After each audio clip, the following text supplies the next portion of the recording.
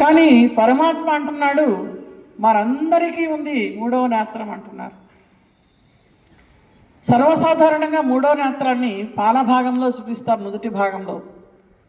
వాస్తవానికి ఈ భౌతిక వస్తువులు చూపించే కన్ను అక్కడ ఉండదు. ఆ కళ్ళు రెండు ఇక్కడ సమాంతరంగా ఉన్నాయి, మనకు తెలుస్తున్నాయి. కానీ నుదుటి భాగంలో ఉండేటువంటి కన్ను జ్ఞానం అనే నేత్రం, అది మనస్సు యొక్క నేత్రం, మనోనేత్రం, బుద్ధి అనే నేత్రం. అది దానికే ఆత్మ అని చెప్పారు. ఆత్మయే అన్నీ చూస్తుంది.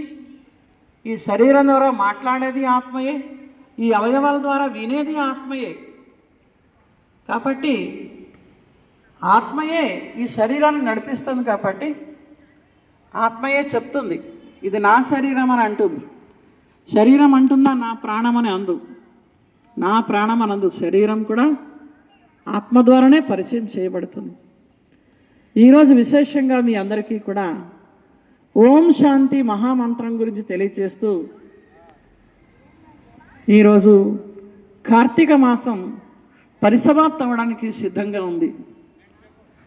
మనం సోమవారం చూసాము, అయిపోయింది ఆఖరి సోమవారం.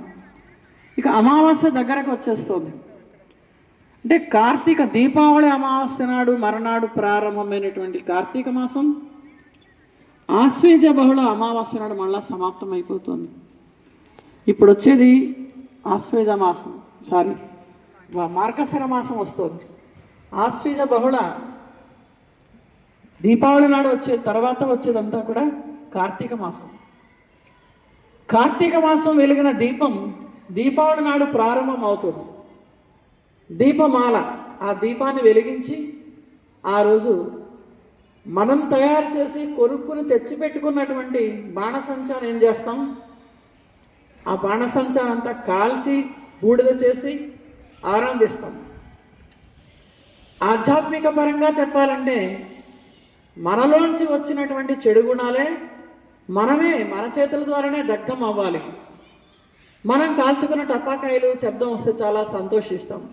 అంటే మన ద్వారానే మనలో ఉన్న అవగుణాలన్నీ కూడా భస్మం చేస్తుంది మన ఆత్మదీపం.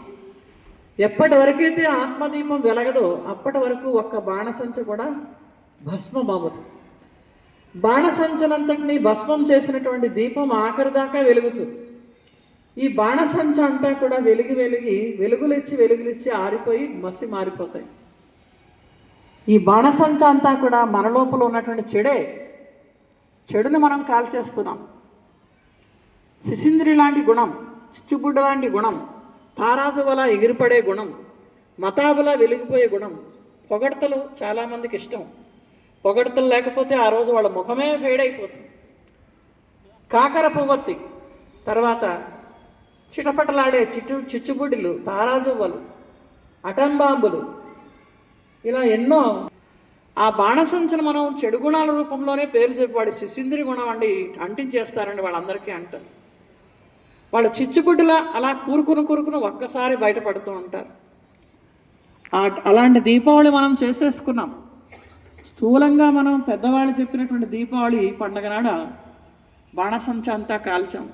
కానీ మన అసలైన ఆత్మదీపం వెలగనంత వరకు మన లోపల ఉన్న చెడు గుణాలు భస్మం అవ్వవు. ఆ రోజున వెలిగించిన దీపావళి నాడు దీపం మర్నాడు కార్తీక దీపంగా మారిపోతుంది. ఆ కార్తీక దీపమే పరమశివుని దర్శనార్థం మనం శివాలయానికి వెలిగించుకు తీసుకువెళ్తాం.